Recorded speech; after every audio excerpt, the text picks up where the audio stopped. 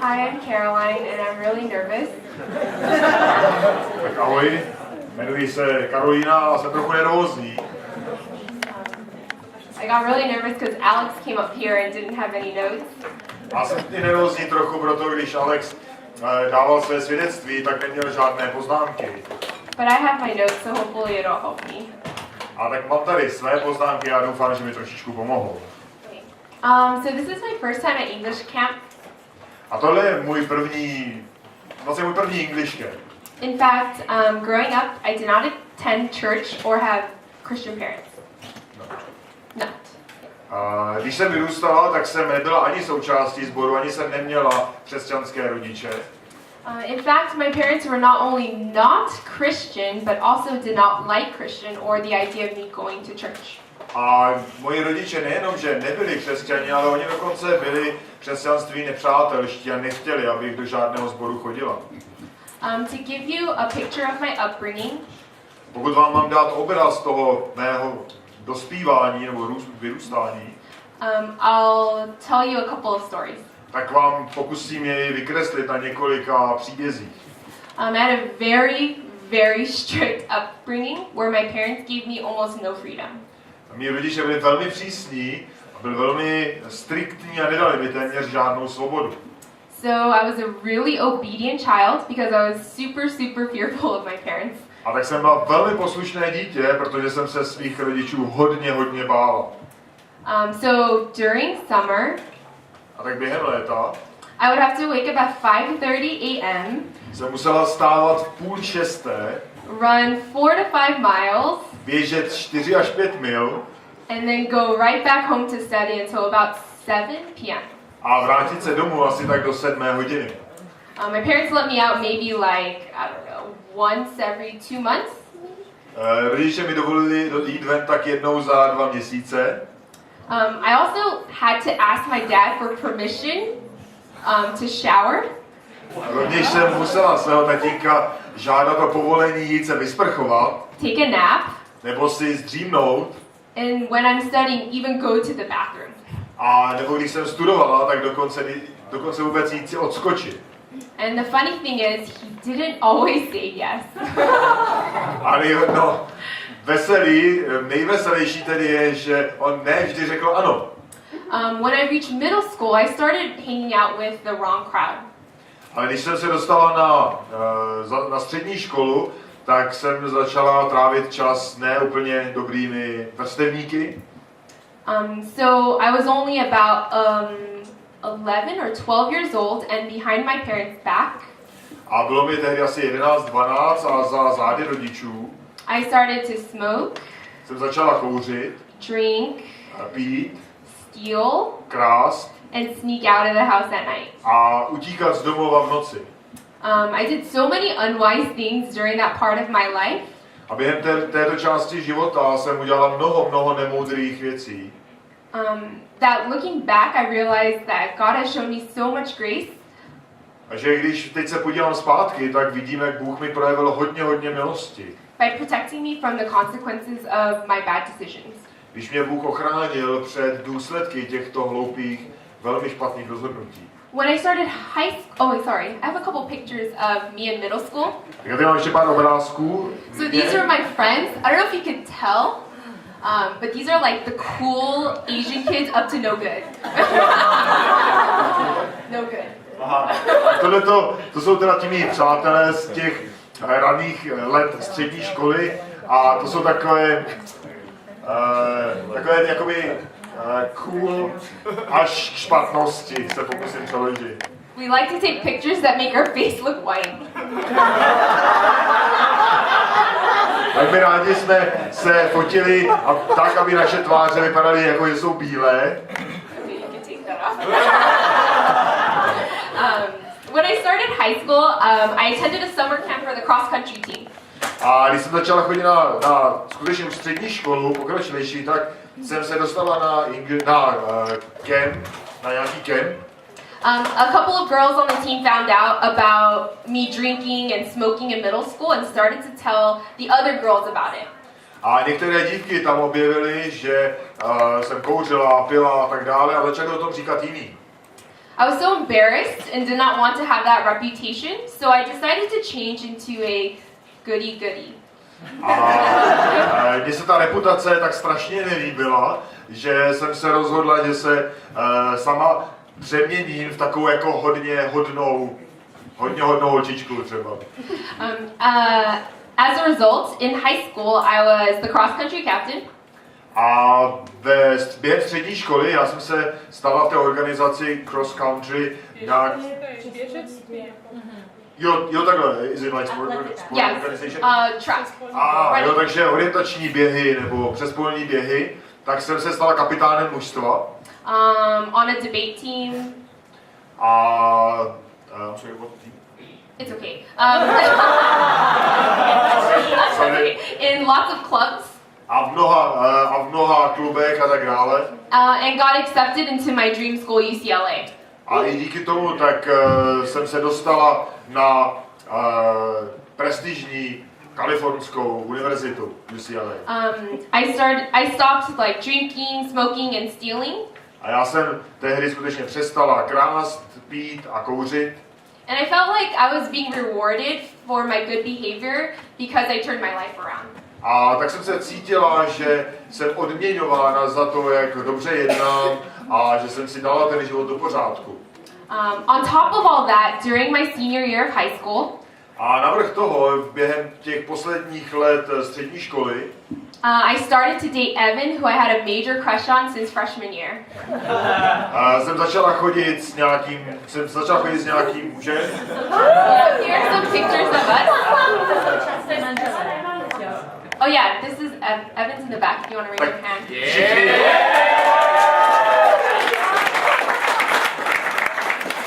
Yeah, so this is like us on the cross country team, school dance. Yeah. Tak tady je fotka z našeho běžeckého týmu, tady z nějakých hodin tance. Okay. All right. So when I started college at UCLA, Evan and my relationship was actually really difficult.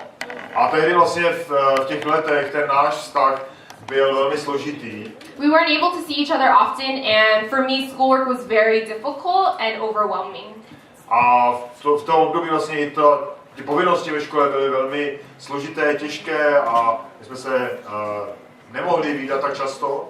Evan's friends started to talk to him about Christianity, and so he encouraged me to pursue Christianity too. A tehdy Evanovi přátelé s ním začali hovořit o křesťanství a stejným způsobem pak začali Evan podporovat v tom mě. So I joined a Bible study, but I only joined because he told me to, and I had this feeling that maybe he would break up with me if I didn't. A během těch studií Bible, tak já jsem tam chodila jenom proto, že on to chtěl a protože jsem se bála, že když to odmítnu, tak se mnou rozejde. Well, I was right. Což se stalo, měla jsem pravdu. By God's grace, Evan accepted Christ, repented of his sins, and started living for God. V Boží milosti Evan učinil pokání, uvěřil v Pána Boha. Evan broke up with me because he knew that our perspectives were now so different. A rozešel se se mnou, protože věděl, že ty naše výhledy a vlastně základní názor je úplně jiný. Jsme naprosto odlišní. At the time, I thought Evan was selfish, inconsiderate, and unloving. A já jsem si tehdy myslela, že je sobecký, nemilující, sebestředný. I really thought he just didn't love me enough. A myslela jsem si prostě, že mě nemiluje dost. However, now I understand that it was actually quite the opposite. Ale později jsem pochopila, že to bylo úplně obráceně. It was a difficult decision for him, and it showed me that it cost something to follow Christ. A pro něj to bylo velmi těžké rozhodnutí a i vlastně mi tím dokázal, že následovat Krista něco stojí. Even though he loved me, he loved Christ more and wanted to obey God more. A ačkoliv mě miloval, tak Pána Boha a Pána Ježíše miloval více a chtěl poslechnout Pána Boha. When I lost Evan, I realized that I placed so much value and worth into my relationship with him. A když jsem se rozešla s Evanem, tak jsem si uvědomila, jak moc jsem naděje vkládala do vztahu s ním. it was difficult to find meaning or direction in my life at that point. A v tu dobu bylo strašně těžké pro mě nalézt jakýkoliv směr či význam života. After we broke up, I did not want anything to do with Christianity. A když jsme se rozešli, tak já jsem nechtěla mít nic s křesťanstvím společného. However, my small group leader from the small group I was in kept contacting me to meet up. A ti mý staří přátelé, s kterými jsem nedělal dobré věci, tak stále se mnou byli v kontaktu a scházeli jsme se. I did not want to, but eventually I just decided to go to be nice. Ale já jsem nějak nechtěla tehdy, nicméně nakonec, abych se prokázala jako dobrá, hodná, tak jsem mě navštívila nebo šla. I began reading through the book of John. A mluvám se ne ti staří přátelé, ale ti, s kterými předtím studovala Bibli, začala i v té době číst Evangelium podle Jana. As I was dealing with the reality of losing Evan, A vyrovnávat se s tou skutečností ztráty Evana. I read John 6:35. A četla jsem v Evangeliu verš 6 a 35, Where it says, Jesus said to them, I am the bread of life. kde Pán Ježíš říká, já jsem chléb života. Whoever comes to me shall not hunger, Kdokoliv ke mně přichází, nebude hladovět. and whoever believes in me shall never thirst. A kdo ve mně uvěří, nikdy nebude žíznit. I began to understand that Christ's love was so much better than Evan's love. Já jsem začala chápat to, jak Kristova láska je daleko lepší než Evanova láska. Because he offered unconditional love for eternity for a sinner like me. Protože pro hříšníka, jako jsem já, on nabízí bezpodmínečnou a nekonečnou, časově neomezenou lásku. This is when I realized my whole life I have chased approval.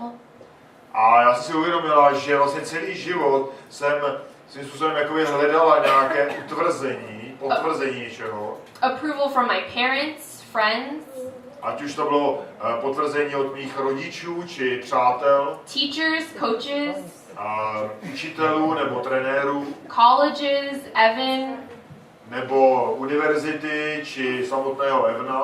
and the list just goes on forever. A ten seznam by pokračoval do nekonečna. However, I did not seek approval from my creator and the giver of all good things. Ale přesto jsem nehledala potvrzení od toho nejdůležitějšího, od Stvořitele. When I understood my sinfulness and was desperate for a savior, A když jsem pochopila moji vlastní hříšnost, tak jsem si uvědomila tu nezbytnost, tu potřebu Spasitele. I professed Christ as my Lord and Savior and repented of my sins. A vyznala jsem Ježíše Krista jakožto Spasitele a činila jsem pokání ze svého hříchu. My relationship with Evan was an idol that I worshipped. A i ten vztah s Evanem, který jsem předtím měla, byl skutečně modlou, kterou jsem uctívala. And as long as I was in that relationship, I knew that my heart would never be free to accept Christ. A když jsem v tom vztahu byla, tak skutečně mé srdce nikdy nebylo volné, abych dokázala Krista přijmout. So you may think that now that I'm a Christian, my life is going to be great. A tak vidíte, že od té doby ten život byl úžasný. And it was, but it was still difficult. Byl, ale také byl náročný, byl těžký. My parents were very unsupportive and very, very against my faith. Mí rodiče mě rozhodně nepodporovali a byli velmi proti mé víře. They thought that I was going to become some radical Christian and give away all my money to the church. A oni si mysleli, že se stanu nějakým šíleným radikálem, který veškeré své peníze věnuje nějaké církvi. My parents became even more against my faith when I decided to change my career. A mí rodiče ještě více přitvrdili ve svém postoji proti víře, když jsem se rozhodla změnit své směřování, svou kariéru. I always wanted to be a doctor. However, after becoming a Christian, I realized that wasn't a good idea. A já jsem vždycky chtěla být lékařem, ale když jsem uvěřila, tak jsem si uvědomila, že to nebyl úplně dobrý nápad. God was most concerned about my heart's motivation rather than my external behaviors. A Boha vždy zajímalo daleko více jaká je má motivace uvnitř, než jaké jsou nějaké vnější projevy, skutky. And when I reflected on why I wanted to be a doctor, A když jsem si uvědomovala, proč vlastně já vlastně chci být doktorem, I realized I wanted to be a doctor just for the respect and the financial security. tak jsem si uvědomila, že vlastně chci být lékařem jenom kvůli tomu respektu a tomu finančnímu zabezpečení. Although it was difficult to let go, A tohle je vždycky těžké, ačkoliv tohle bylo těžké opustit, I realized that because I know that the God I serve is true and always faithful, tak jsem věřila, že Bůh, kterému sloužím, je skutečný a vždy věrný. I know that He will provide for me practically and spiritually in all situations. A že mě skutečně zajistí jak prakticky, tak duchovně ve všech situacích. Now just 4 years after I made that decision, A po 4 letech, kdy jsem učinila toto rozhodnutí, God has blessed me so much by giving me much victory over my sin of pride and self-ambition. tak mě Bůh skutečně dal mnoha obrovská vítězství nad svojí vlastní ambiciozností a v boji proti svému hříchu.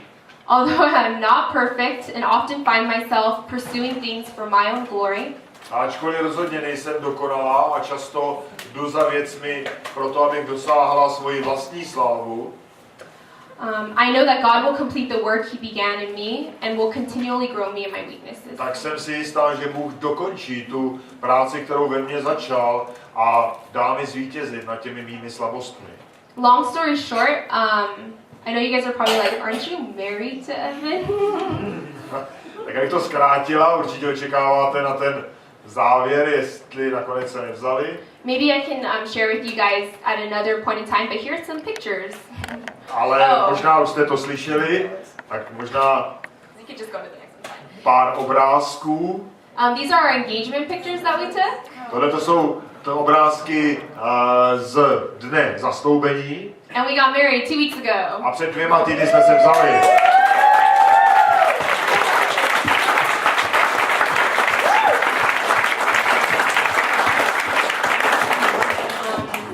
So I challenge you to think about what things in life you currently worship.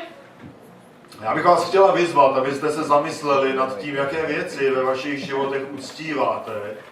I hope you realize that all the things that we worship on earth will one day fade away. A doufám, že chápete, že všechny věci, které tady na zemi máme, jednou pominou. But God's love and faithfulness to us is for eternity. Ale Boží věrnost a Boží láska je na věčnost. Thank you. Díky.